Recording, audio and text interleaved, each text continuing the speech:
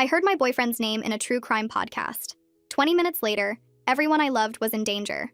I was listening to a podcast about an unsolved case from 15 years ago, where the host was describing a home invasion where an entire family was killed except for one person who disappeared that night. The only survivor was a teenage boy named Ethan Crawford who fled the scene and was never found, the host said. Then they cut to an interview with someone who claimed to have new information. I actually think I saw him about 2 years ago. He was going by the name Danny Gillespie and living in Portland, Oregon. I recognized him from the old photos. I froze because my boyfriend's name was Danny Gillespie and we lived in Portland. I walked into the living room where Danny was sitting on the couch. Babe, someone on this podcast just said they saw the missing person using your exact name in Portland. I thought he'd laugh about what a weird coincidence it was, but instead all the color drained from his face. We need to leave right now, he said, standing up. He was already grabbing his keys and wallet. Pack a bag with only essentials, we have maybe 20 minutes before they get here. My heart started racing because his voice was completely different. Danny, you're scaring me. What's going on? He grabbed my shoulders. My real name is Ethan Crawford, and I was at that house 15 years ago when my family was killed. I've been hiding ever since, and if that podcast just broadcast my current name and location, the people who did it are going to find me. I felt like the floor disappeared. That's insane. You work in tech. I've been to your childhood home. He ran into the bedroom. That's all fake. I've been running for 15 years. He pulled a duffel bag from the closet. Inside were stacks of cash, 3 different IDs, and a weapon. How long have you been lying to me? He looked at me while shoving clothes into another bag. About everything. My job isn't real. My past isn't real. Even my feelings for you started as something else. He handed me a backpack. Put clothes and documents in here. No phone, no laptop. I started packing on autopilot. Why did they kill your family? He stopped. My father was going to testify. They killed everyone to send a message. I only survived because I wasn't home that night. My phone buzzed and Danny grabbed it. He looked at the screen and went paler. They're already here. He showed me a photo of our apartment building taken from across the street. He threw my phone against the wall. These people have been looking for me for 15 years. The second that woman said my name and this city, they probably had people mobilizing. He pulled a second weapon from under the mattress. Do you know how to use this? I shook my head. Then stay behind me, and if I tell you to run, you run. We went to the front door and he looked through the peephole, then pulled back. There's someone in the hallway. My entire body went cold. Is there another way out? He shook his head. Fire escape ends in an alley where they'll be waiting. There was a knock. Danny Gillespie, we just want to talk. Danny pushed me toward the bathroom. Get in the tub and stay down no matter what you hear. The door exploded inward and Danny fired twice. I heard someone fall and more footsteps coming up the stairs. He grabbed my arm. We're going out the window, stay low. We climbed onto the fire escape and I could hear shouting from inside. We made it down 1 level before someone started shooting from below. Danny fired back and pulled me toward a ladder to the next building's roof. We ran across 2 rooftops before climbing down into a different alley. A car pulled up and Danny raised his weapon before a man yelled, "It's me, get in!" Danny shoved me into the back and jumped in. The man drove away fast as people came running around the corner. Who are you? I asked. The man looked at me in the mirror. I'm James. I've been helping Ethan hide for 15 years, moving money around, creating new identities. Danny was breathing hard. How did they find me so fast? James looked grim. That podcast went viral in the last hour. Someone screenshot the part about Portland and your name. I couldn't process any of this. Danny turned to me and his whole face was different. I need to tell you something else. The reason I approached you wasn't random. Your father was supposed to testify with my father 15 years ago. He went into hiding at the last minute. The organization has been looking for both our families. I found you to protect you and find your father. Everything stopped. My father sells insurance in Denver. James spoke up. Your father's been using the name Richard Hayes for 15 years. His real name is Michael Bain. He was my father's business partner. They both witnessed the same crime. Then I remembered something from the podcast. They mentioned another name. They said they were looking for Michael Bain and thought he might be in Colorado. Danny's face went white. Did they say anything else? My mind raced. They said someone claimed to have seen him recently. James hit the steering wheel. If they mentioned Colorado, they're already on their way to your father. James took a sharp left turn and I gripped the seat as we sped through narrow streets I didn't recognize. My boyfriend wasn't my boyfriend and my father wasn't dead and people were actively trying to kill us right now. I kept looking at the back of Ethan's head while he twisted around every few seconds to check behind us. He'd been doing this for 15 years, living like prey, and I'd had no idea because I was too busy believing his lies about working in tech and growing up in Seattle. James cut through an alley and came out on a different street, then made 3 more random turns before heading toward what looked like the industrial district. My hands were shaking and I realized I was still holding the backpack I'd packed in maybe 30 seconds before our apartment exploded with gunfire. Everything I owned was back there. My laptop with all my photos, my clothes, the jewelry my mom gave me for graduation, just sitting there while strangers with weapons went through it looking for clues about where we went. We pulled into an underground parking garage beneath some kind of warehouse, and James drove to the back corner where another car was waiting. He got out fast and started transferring bags between vehicles while Ethan finally turned to look at me directly. His face was different now, harder somehow, like he'd dropped a mask I didn't even know he was wearing.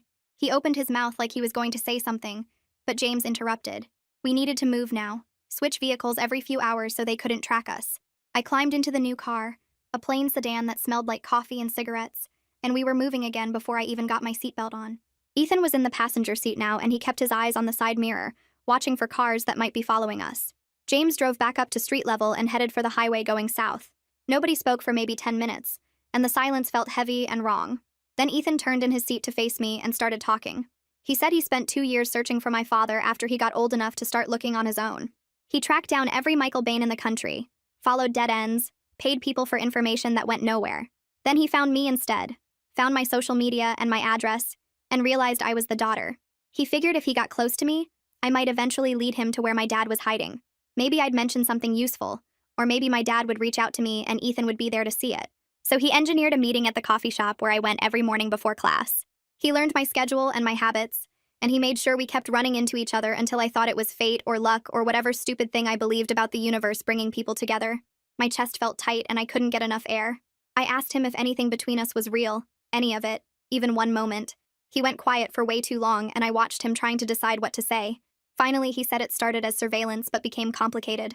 That was it. That was his answer. Complicated. It hurt worse than if he'd just said no because it meant he was still calculating, still deciding what truth to give me and what to hold back. I wanted to scream at him or hit him or jump out of the moving car, but I just sat there feeling numb. James cut in and said we needed to focus on getting to Colorado before the organization found my father. He pulled out a laptop from under his seat and opened it while steering with one hand. He turned it so I could see the screen, and there was the podcast episode, the one that started all of this maybe 2 hours ago. It already had 200,000 downloads, and the comment section was full of people theorizing about where Ethan might be now. Someone had screenshot the part about Portland and Danny Gillespie and posted it everywhere. Another person was discussing possible locations in the city based on property records they'd found online. The internet had basically done the organization's work for them, narrowed down the search area to a few square miles. James closed the laptop and said we had maybe a 12-hour head start if we were lucky. We stopped at a rest area 2 hours outside Portland, and James got out to make calls to his contacts. Ethan and I sat in the car in awkward silence, and I tried to figure out which emotion to feel first. Should I be more angry about the lies, or more terrified about the people hunting us? Both feelings were fighting for space in my brain, and I couldn't process either one properly. I looked out the window at families walking to the bathrooms and getting snacks from vending machines, living their normal lives while I sat here learning everything I knew was fake. Ethan started talking without me asking him to. He told me about the night his family died, how he'd been at a friend's house and came home late to find cop cars and ambulances everywhere. He went in through the back window because he knew something was wrong and he found everyone already gone. His parents, his little sister, even the dog. Blood everywhere and silence, and he barely made it out before the people who did it came back to check their work. He'd been running ever since, changing identities every few years, never staying anywhere long enough to build a real life or make real friends or trust anyone. James had been helping him the whole time, moving money around, creating new identities, teaching him how to disappear. I realized my father made the same choice, but at least he got out before the violence reached us. I asked Ethan if he knew why my dad went into hiding instead of testifying like he was supposed to. Ethan explained that my father was supposed to testify the same week as Ethan's dad, but someone tipped him off about the planned attack. My dad had maybe 6 hours warning, and he used it to disappear, left my mom and me behind with some story about needing to leave for work. He probably thought he was protecting us by keeping us in the dark, but instead he just made us easy targets if anyone ever connected us to him. James came back to the car, and his face looked grim. He said his contacts confirmed the organization sent teams to both Portland and Denver within an hour of the podcast going live. We were lucky to get out when we did, but my father might not know anyone was coming for him yet. If he was still using the same identity after 15 years, he might think he was safe, might have gotten comfortable. We got back on the road and I pulled out the phone Ethan had given me, a burner he said was safe to use. I tried calling the number I had for my dad, the one I'd used maybe 3 times in 15 years when my mom managed to arrange supervised contact. It went straight to a disconnected message and my stomach dropped. Either my father had changed numbers again, or something had already happened to him and we were too late. Ethan turned around in his seat and looked at my face. He asked what was wrong and I just stared at the phone in my hand for a second before telling him the number was disconnected. I explained that I barely knew my father anyway because my mom told me he left us when I was 7 years old. She said he moved away for work and didn't want to be part of our lives anymore. I grew up thinking my dad just abandoned us, that he chose his career over his family and never looked back. I had no idea he was in witness protection, or that any of this was connected to organized crime or people getting killed. My whole childhood was built on a lie, and now I was supposed to just accept that everything I believed about my family was fake. James kept his eyes on the road but spoke up from the driver's seat. He said my mother probably didn't know the full truth either, that witness protection keeps families separated and in the dark to prevent exactly this kind of situation. If my mom knew where my dad was or why he really left, she could accidentally give away information or be used as leverage. The whole system was designed to make sure no one knew anything, which meant my mom spent 15 years thinking her husband abandoned her when really he was trying to protect us.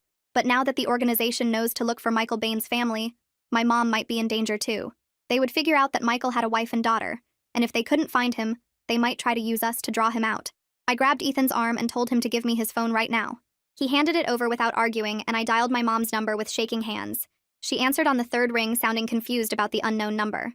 I didn't give her time to ask questions, just said she needed to leave the house right now and go stay with her sister without explaining why. I tried to keep my voice calm so she wouldn't panic, but my hands were gripping the phone so hard my knuckles turned white. My mom started asking what was going on and why I was calling from a strange number. She wanted to know if I was okay and where I was and what kind of trouble I was in. I just kept repeating that she needed to leave immediately, and I would explain everything later. I told her to pack a bag and get in her car and drive to Aunt Sarah's house and not tell anyone where she was going. My voice kept getting higher and faster, and I could hear the fear bleeding through no matter how hard I tried to sound normal. She finally agreed because she could hear something was really wrong in my voice. She said she was grabbing her purse and would leave in 5 minutes. I told her I loved her and ended the call before she could ask anything else. James switched lanes and merged onto a different highway heading east. He said we were going to drive through the night to put as much distance as possible between us and Portland. Ethan and James would take turns at the wheel while I tried to sleep in the back seat, but I knew sleep wasn't going to happen. We drove for hours with James behind the wheel first, while Ethan sat in the passenger seat watching the mirrors constantly. I lay down in the back and closed my eyes but kept startling awake every few minutes. Every set of headlights behind us felt like a threat, like maybe the organization had found us again and was following us across state lines. I would drift off for maybe 10 minutes and then jerk awake thinking I heard gunshots or feeling the car swerve. I caught Ethan watching me in the mirror with an expression I couldn't read. It might have been concern or guilt or maybe just calculation, and I hated that I couldn't tell the difference anymore.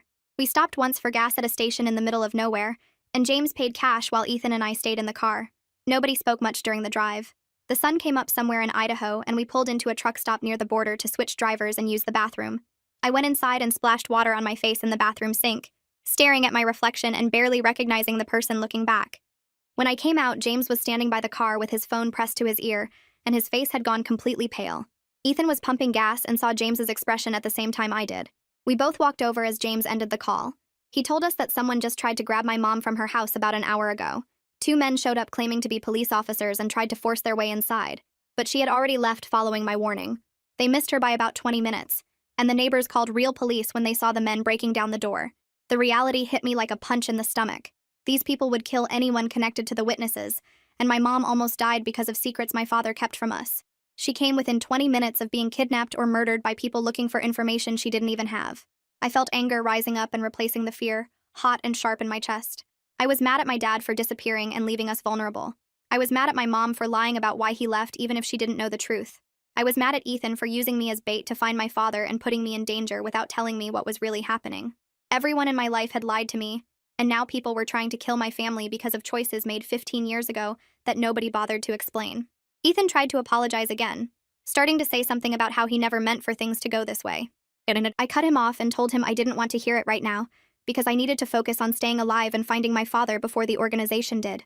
We could deal with relationship drama later if we survived long enough for it to matter. He backed off, but I could see the hurt on his face, which was confusing because I didn't know if his feelings were real or just more manipulation. Maybe he actually cared about me, or maybe he was just good at pretending. Either way, it didn't change what he had done or the situation we were in now. We got back in the car with Ethan driving this time and crossed into Utah as the morning sun got higher. James pulled out a map and explained that we were taking a longer route to avoid major highways where the organization might have people watching. The interstate would be faster, but also more dangerous, because there were only so many routes from Portland to Denver, and they might have set up surveillance. This back road route was going to take us almost 2 days to reach Denver, winding through smaller towns and state highways that added hours to the trip. We had no idea if my father was even still alive, or if the organization had already found him while we were busy running. I asked James how he got involved in all this in the first place. He glanced at me in the mirror and explained he was a federal agent 15 years ago who helped Ethan's family prepare to testify. He was part of the team setting up their protection and making sure they had everything they needed to stay safe until the trial. When the protection failed and everyone died, he felt responsible for not seeing the threat coming. He quit the agency and spent the last 15 years helping Ethan survive outside the official system, moving money around and creating new identities and teaching him how to disappear. He had been breaking laws and risking prison to keep one kid alive because he couldn't save the rest of the family. That realization sat heavy in my chest as we kept driving through the dark Utah landscape. James was breaking federal laws and risking prison time to keep Ethan alive, and now he was doing the same thing for me, even though we'd just met a few hours ago. I couldn't tell if that made him some kind of hero or just someone who couldn't let go of his guilt, but at least I understood why he was helping us. Ethan's motivations were still a mess of lies and half-truths that I couldn't sort through. We drove for another 3 hours before James pulled off at a tiny motel that looked like it hadn't been updated since the 1970s. He paid cash for a room with 2 beds, and we hauled our bags inside. The room smelled like old cigarettes and cleaning chemicals. James said he'd take first watch and told us to try to sleep. I lay down on one of the beds fully clothed and stared at the water-stained ceiling tiles. My brain wouldn't stop replaying everything that had happened in the last day. 24 hours ago, I was listening to a podcast in my apartment with no idea my entire life was built on lies. Now I was in a motel room in the middle of nowhere with a boyfriend who wasn't really my boyfriend, and a former federal agent who'd gone rogue. I heard Ethan shift on his bed, and then he sat up on the edge of it. He started talking quietly, saying that what he told me about his feelings was actually true, even though how we met was completely fake. He said he never planned on falling for me, and it made everything way more complicated than it was supposed to be. His voice was different from I'd ever heard it, softer and less controlled. I wanted to believe what he was saying, but I had no idea how to trust someone who'd already admitted they approached me as part of some plan to find my father. Every nice thing he'd ever said or done could have been calculated. Every kiss could have been strategy. I told him we needed to focus on staying alive first, and we could deal with the relationship stuff later, if there even was a later for us. He went quiet, and I could feel him looking at me in the dark, but I kept my eyes on the ceiling. Eventually, I heard him lie back down. I must have fallen asleep at some point because James was shaking my shoulder, and pale morning light was coming through the thin curtains. Ethan was already up and packing his bag. James's phone was in his hand, and his face looked grim. He said he'd just gotten a call from his contacts, and the news wasn't good. The organization had people actively searching Colorado right now, and they'd figured out several possible locations where my father might be living, based on the podcast's hints about the Denver area. My stomach twisted. We were still maybe 12 hours away from Denver if we drove straight through. James said we couldn't just drive into the city without knowing exactly where my father was, because we'd be going in blind and the organization probably had people watching likely locations. Ethan suggested we try to find property records or utility bills under the name Richard Hayes to get an actual address. James nodded and said he had a contact who could access those databases without leaving any kind of trail that could be tracked back to us. He made a call while Ethan and I grabbed stale muffins from the motel's sad excuse for a breakfast area. The contact said it would take a few hours to search through the records and cross-reference everything. We got back in the car and started driving closer to Denver while we waited. I tried not to think about what we'd find when we got there. Every mile that passed felt like we were racing against people who had more resources and more experience than us. I asked Ethan what the actual plan was if we found my father still alive. He was quiet for a minute and then admitted he didn't really have a plan beyond warning him and trying to get everyone somewhere safe. The problem was there wasn't anywhere actually safe as long as the organization existed and wanted us dead. They had people everywhere and unlimited money to keep searching. We could run for another 15 years like Ethan had been doing, but that wasn't really living. It was just surviving. We stopped for gas at a station outside Grand Junction, and James's phone rang. He answered and listened for a long time, then thanked whoever was on the other end. He told us his contact had come through with an address for a Richard Hayes living in a suburb called Lakewood, about 20 minutes outside Denver proper. We were close enough now that we could be there in 6 hours if we pushed straight through without stopping. Ethan wanted to approach carefully and scout the location first to see if the organization had already found it. I understood being careful, but I was worried that if we waited too long, the organization would find my father before we did. We'd be too late to warn him. We went back and forth about it while James drove and finally compromised. We'd drive past the house once to see if there were any obvious signs of trouble before we made contact. If everything looked normal, we'd approach. If we saw anything suspicious, we'd figure out another way. The sun was getting lower as we crossed into Colorado, and I realized I was about to see my father for the first time in 15 years. I had no idea if he'd even recognize me or what I was supposed to say to him. The last time I saw him, I was 7 years old, and he was just my dad who went to work and came home and read me bedtime stories. Now he was a stranger who'd been living under a fake name and had evidence that could bring down a criminal organization. I didn't know that person at all. We crossed into Colorado around noon, and I couldn't stop checking the mirrors like Ethan had been doing for the past 12 hours. Every car behind us felt like a threat. Every exit we passed made me wonder if we should take it and disappear somewhere else instead of driving straight into whatever was waiting in Denver. Ethan sat in the passenger seat cleaning one of the weapons he'd grabbed from the apartment. His hands moved automatically like he'd done this 1,000 times before. I watched him and tried to match this version of him with the guy who used to make me breakfast and complain about his fake tech job. They didn't line up in my head. James kept the speed exactly at the limit. Requested Reads is on Spotify now. Check out link in the description or comments. He explained that getting pulled over now would be the worst possible thing. We had weapons, fake IDs, and a trunk full of cash that would raise every red flag if a cop searched the car. My stomach felt tight and I realized I hadn't eaten anything since those stale muffins at the motel. Food seemed impossible right now. The landscape changed as we got closer to the city. Mountains appeared in the distance and houses started showing up more frequently along the highway. Ethan put the weapon away and pulled out his phone to check the address James had gotten from his contact. He zoomed in on a map of Lakewood and studied the streets around my father's house. He pointed out which roads had the best escape routes, and which ones could trap us if things went bad. I listened to him plan like we were robbing a bank instead of trying to save my father's life. The sun started dropping lower, and the light turned orange across the buildings as we took the exit into Lakewood. James drove slowly through residential streets while Ethan watched everything. Normal people were coming home from work and walking dogs and living regular lives. They had no idea we were driving past them with weapons and running from people who killed entire families. We turned onto the street where my father lived, and James slowed down even more. The houses here were small and old but well kept. Lawns were mowed and cars sat in driveways. Everything looked completely normal. Then Ethan pointed ahead at a dark sedan parked on the right side about 4 houses down from the address we had. The car had tinted windows and plates from out of state. A man sat in the driver's seat looking at his phone, but his posture was too alert. He was watching something. James drove past without stopping, and I looked at the house with the address we were looking for. It was plain and beige with a small porch and nothing special about it. My father had been living there for 15 years and I'd never known. We turned at the corner and James circled the block. Ethan scanned the other streets and his face got harder. He told James to slow down and pointed at another vehicle parked on the opposite corner from the first one. This one was a dark SUV with 2 people inside. They were positioned to watch the same house from a different angle. The organization had found my father. They were already here sitting and waiting. James kept driving and pulled into an alley 2 blocks away. He parked and turned off the engine. We all sat there for a minute while the reality sank in. Those people outside my father's house were probably the same ones who killed Ethan's family 15 years ago. They were waiting for orders or for my father to come outside or for the right moment to go in. Ethan said we needed to move now before they got tired of watching. If they decided to go in while we were still planning, my father would be dead before we could warn him. James asked if we should call the police, but Ethan reminded him that the organization had people inside law enforcement. Calling the cops might just bring more of them. We had to do this ourselves. I felt sick thinking about what could go wrong, but doing nothing meant letting my father die. James drove around to the alley behind my father's street. We got out and moved between houses, staying low and trying to look like we belonged there. My heart was beating, so hard I could feel it in my throat. We crossed through 2 backyards and I kept expecting someone to come out and yell at us for trespassing. Nobody did. We reached the back of my father's house and crouched behind a fence. Ethan looked at the back door and the windows checking for alarms or cameras. He didn't see any. He pulled out a small toolkit from his jacket and went to work on the lock.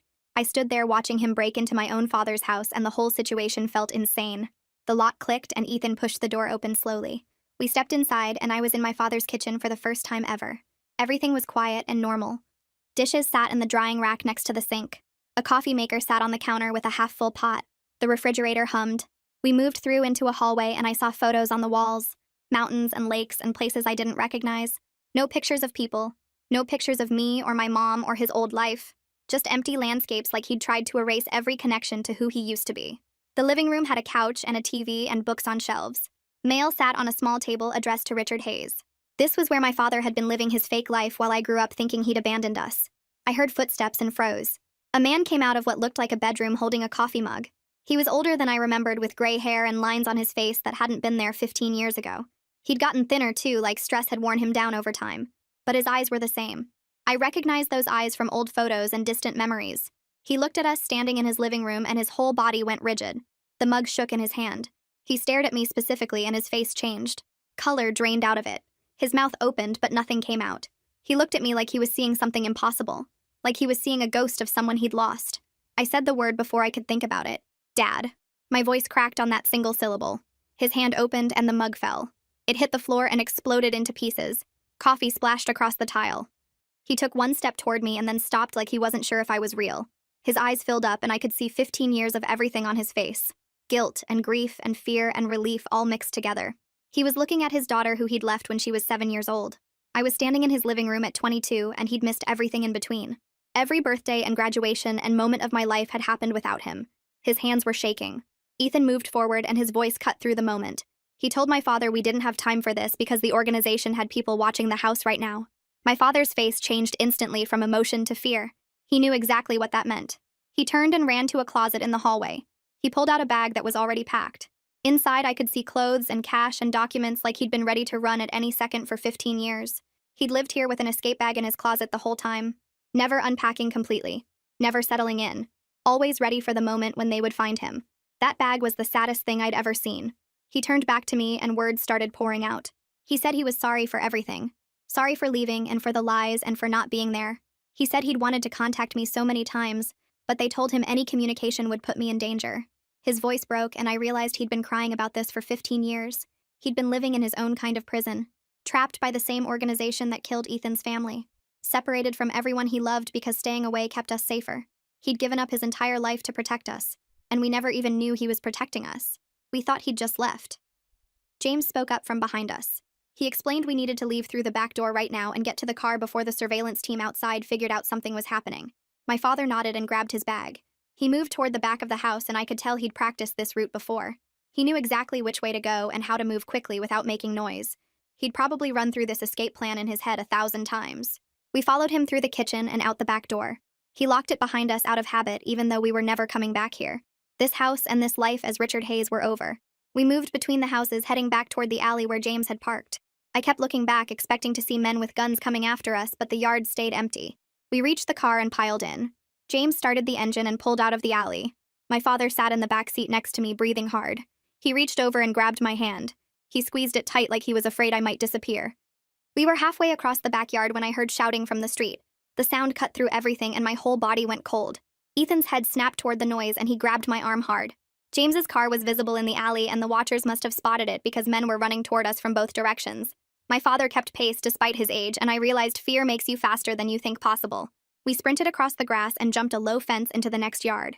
Ethan pulled me forward and I could hear footsteps pounding behind us getting closer. We reached the alley and James already had the car running with the door open. Ethan shoved me into the back seat and my father dove in beside me. James hit the gas before Ethan even got his door closed. 2 men came running around the corner behind us with weapons raised. I heard the first gunshot and ducked down. The back window exploded and glass sprayed everywhere. Pieces hit my hair and neck and I felt the sharp sting of cuts. James kept driving and didn't slow down. More shots and I heard metal hitting metal as bullets struck the car. My father pushed me down lower and covered me with his body. We made it to the main street and James took a hard right. The tires screamed and I slid across the seat. Traffic was light and James weaved between cars. I sat up enough to look back and saw one of the vehicles following us. My father was breathing hard in the back seat next to me. His chest was heaving and sweat ran down his face. He grabbed my hand again and squeezed it so tight it hurt. His voice came out rough when he spoke. He told me he had something they wanted. Evidence he kept as insurance all these years. It was hidden in a storage unit across town, and it could bring down the entire organization. My mind was racing because this changed everything. Ethan turned around in the front seat and looked at my father. He asked why my dad never used the evidence before if it was that powerful. My father's face crumpled and he looked older than he had just minutes ago. He explained he was too scared and completely alone.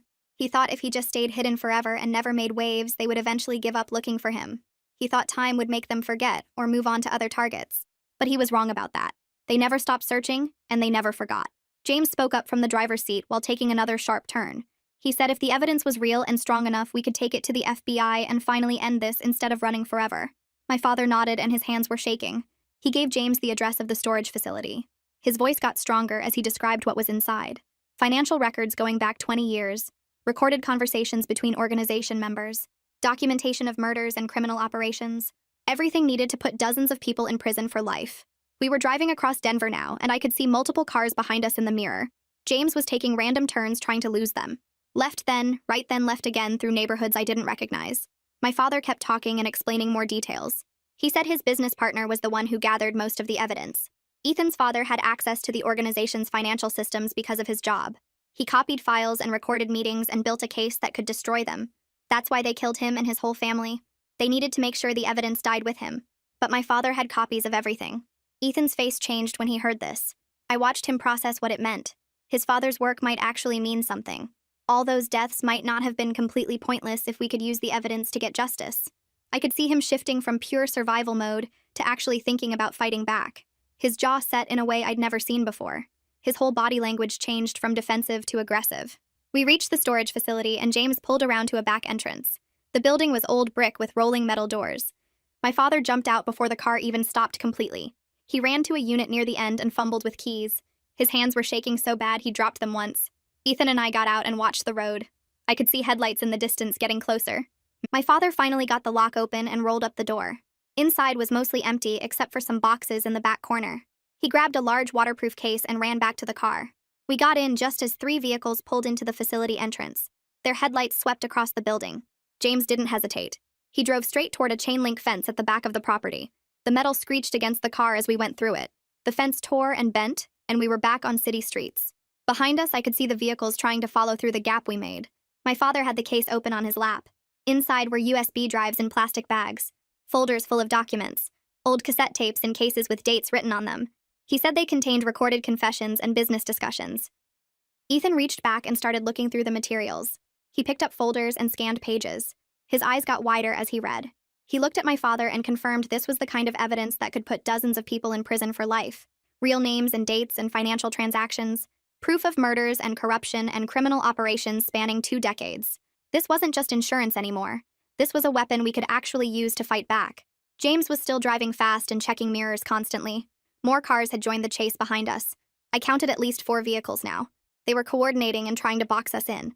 James took another hard turn and we went up a ramp onto the highway. Traffic was heavier here and he used it for cover, weaving between trucks and cutting across lanes. The pursuing cars fell back slightly, but they were still there, still following, still hunting us through the city.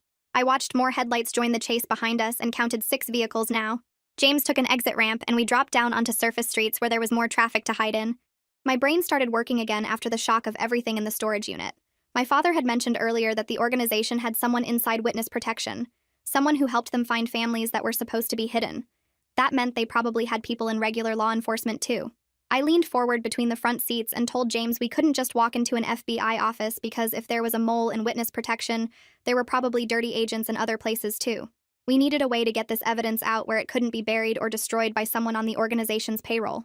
James nodded and said he knew a federal prosecutor named Marius Cabrera, who had been trying to build a case against the organization for years, but never had enough proof. He was clean, never been bought, and had the authority to actually do something with what we were giving him. My father was looking through more of the documents in the case, and he said we should also send everything to journalists to make sure the information got public even if something happened to the legal process. Ethan turned around and mentioned the podcast host who started this whole thing, the woman named Greta Wolf, because she clearly had interest in the story and a big platform to share it with thousands of listeners. I felt weird about contacting the person whose show almost got us killed, but Ethan was right that she had the reach we needed. James spotted a public library and pulled into the parking lot. We grabbed the case and went inside, finding computers in the back corner away from other people. My father started scanning documents while Ethan copied files from the USB drives onto a cloud storage account. I watched the door for anyone following us while James set up encrypted email addresses we could use to send the access information. It took almost an hour to get everything uploaded and organized. My hands were shaking the whole time because we were sitting still for the first time since leaving my father's house, and that made us easy targets.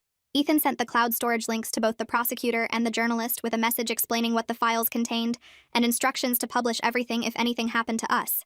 It was our insurance policy, the only thing keeping the organization from just killing us all and taking the evidence. We got back in the car and James's phone rang within 10 minutes. He put it on speaker and a man's voice said, this was Marius Cabrera, and he'd received the files and was already looking through them. The prosecutor said he was mobilizing resources right now to make arrests, and we needed to come in and give official statements, but he could provide protection while the case moved forward. His voice sounded steady and sure, like someone who knew exactly what he was doing. James told him we'd meet him at a federal building downtown, and the prosecutor said he'd have U.S. Marshals waiting to escort us inside safely. We were driving toward downtown when my father's phone buzzed with an email response. The journalist Greta Wolf had written back saying she'd verified some of the documents already using her sources and was preparing a major story for her next podcast episode. She wanted to interview all of us, but we sent back a message saying we needed to focus on staying alive until the arrests happened, and we'd talk to her after. 2 different paths to getting the evidence out there where it mattered. James navigated through traffic while my father explained more about what was in the files, specific names of people in the organization, and dates of murders and financial crimes going back 20 years. Real proof that could put dozens of people in prison for life. I looked over at Ethan in the passenger seat and he was completely quiet, staring out the window. I realized this was the closest he'd ever come to actually ending the threat that had controlled his entire life since he was a teenager. 15 years of running and hiding and looking over his shoulder might actually be finished. I reached over and took his hand. He looked at me with an expression that was equal parts hope and fear, like he didn't know what would happen if we actually survived this, and he didn't have to run anymore. His fingers squeezed mine tight and we didn't say anything because there wasn't really anything to say. We were 2 blocks from the federal building when a car came out of nowhere and slammed into us from the side. The impact spun us around and I hit my head on the window. My ears were ringing and I saw armed men pouring out of multiple vehicles that had boxed us in. Gunfire erupted everywhere, bullets hitting metal and glass. James was shouting something, but I couldn't hear over the noise. Then more people appeared and I realized they were U.S. Marshals in tactical gear, returning fire and creating a protective corridor. One of them, a huge guy, yanked open our door and physically shielded us with his body. He yelled for us to run and we scrambled out of the destroyed car. I could see James firing at pursuers while my father grabbed the evidence case. We sprinted toward the federal building entrance with bullets hitting the concrete around us. The marshal stayed between us and the shooters the whole way. His name tag said Barrett. We made it through the doors and the building went into immediate lockdown. Metal barriers dropping and armed security flooding the entrance. Heavy doors slammed shut behind us, and suddenly we were surrounded by federal agents in a lobby with concrete walls and no windows. The shooting outside continued, but we were inside now, protected by layers of security and federal authority. My legs gave out and I sat down hard on the floor, my father next to me still clutching the case like his life depended on it. Ethan was checking me for injuries and James came through the doors last, blood on his shirt but moving okay. Marshal Barrett was talking into his radio, coordinating with teams outside. We'd made it, barely, but we were finally somewhere they couldn't reach us. In the conference room, Marius Cabrera sat across from us with a laptop and 3 phones going at once. He started taking our statements immediately while talking to FBI teams in different cities. He told us they were executing arrest warrants right now based on the evidence my father provided, hitting the organization in 8 cities at the same time. Every few minutes he'd get an update and relay it to us. Chicago team secured 3 targets. New York had 4 in custody. Los Angeles was moving on 2 more locations. I sat there watching this prosecutor coordinate what looked like a military operation, and it felt unreal that this was actually happening after 15 years of hiding and running. My father handed over the evidence case and Marius went through every document, every recording, making notes and sending files to different teams. He explained that they'd been building a case against the organization for years, but never had enough proof to make charges stick. What my father kept hidden all this time was the missing piece that connected everything. Over the next 6 hours, we watched news feeds on the monitors in the room as major arrests happened across the country. A city councilman in Detroit, a federal contractor in Washington, a state judge in Florida, all of them secretly working for the organization, and now all of them being walked out in handcuffs on live television. Greta Wolf's story went live at the same time, and suddenly the evidence was public record that couldn't be hidden or buried. Her article included photos of documents, audio clips of recorded conversations, and a detailed timeline of crimes going back 20 years. I watched it spread across social media in real time, people sharing and commenting and demanding answers. The organization couldn't make this disappear even if they wanted to because too many people knew now. My father sat next to me the whole time, and during breaks and questioning, he started telling me about his life in hiding. He lived alone in that small house, worked a boring office job under a fake name, and spent his evenings following my life from a distance. He kept newspaper clippings about my high school graduation and college acceptance, small pieces of my life he could hold on to. He showed me photos on his phone of me at my graduation ceremony that someone else took, and I realized he'd been there watching from far away. He said the hardest part wasn't the fear or the isolation, but knowing I was growing up thinking he abandoned us. Every birthday, every holiday, every important moment he missed because staying away kept me safer. His voice broke when he talked about it, and I didn't know what to say because I was still processing that he'd been alive and watching all these years. Later, Ethan and I finally had a real conversation about what happens next, sitting in a smaller room away from everyone else. He admitted he didn't know how to have a normal life because he'd never had one. Since he was 17, his entire existence was about survival and revenge and staying hidden. He didn't know how to think about a future that wasn't just running or fighting. I told him we were both going to have to figure out who we are now that we're not running, and that was going to take time and probably therapy. He laughed at that, a real laugh I hadn't heard from him before, and said therapy sounded good, actually. We agreed we needed to be honest about how messed up this whole thing was, how our relationship started with lies and manipulation, and how we couldn't just pretend that didn't matter. But we also couldn't ignore that somewhere in the middle of all the chaos, something real happened between us. Marius came back with an update that made everyone in the room go quiet. The arrests were holding, and they had enough evidence to keep the organization's leadership locked up for life. There would be trials, and we'd have to testify, but the immediate threat was gone. The people who killed Ethan's family and hunted us across the country were in custody and facing charges that would put them away forever. He said we could start thinking about actual futures instead of just survival, and that phrase hit me hard because I hadn't let myself think past the next day in so long. My mother arrived the next day after being brought in by federal protection, and she saw my father for the first time in 15 years. Their reunion was complicated and painful, full of things that couldn't be unsaid and time that couldn't be recovered. She was angry about the lies and the years of thinking he just left us. He was defensive about his choices and kept saying he did what he had to do to keep us safe. They stood in that federal building conference room arguing about 15 years of hurt and missed time, and I realized they might never get past it. But there was also relief that we were all alive, that the threat was finally over, and that maybe we could start rebuilding something even if it would never be what we lost. Ethan and I agreed to take things slow and actually get to know each other honestly, starting over without the lies and manipulation. He was moving into a temporary apartment near mine, and we were going to try dating like normal people, though we both knew we'd never be completely normal after everything we'd been through. We made a plan to see a therapist, both individually and together, because we had a lot to work through. He needed to process 15 years of trauma and isolation. I needed to process betrayal, and discovering my entire life was built on secrets. We needed to figure out if what we had was real or just trauma bonding, and that was going to take time and honesty we hadn't had before. 3 weeks later, I was having dinner with both my parents for the first time since I was 7 years old. We sat in a restaurant booth and it was awkward because we were all still processing trauma and figuring out how to be a family again. My mom and dad were trying to talk to each other like adults, but years of hurt kept surfacing in small comments and tense silences. I told them about school and my life, filling in 15 years of gaps, and they listened like they were trying to memorize every detail they'd missed. We were together and safe, and that was something I didn't think would ever happen again. After dinner, Ethan texted me to ask how it went. I told him it was weird and hard, but also good in a way I couldn't explain. He said he was proud of me for trying, and I realized that despite everything, we built something real in the middle of all the chaos. Maybe that was worth fighting for too, even if it meant starting over from scratch and doing the hard work of building something honest. The organization was gone. My family was alive. And for the first time in weeks, I could think about tomorrow without fear taking over everything else. Well, that's another flawless masterpiece. If you're still watching, I don't know whether to thank you or apologize. Either way, hit subscribe and we'll call it even.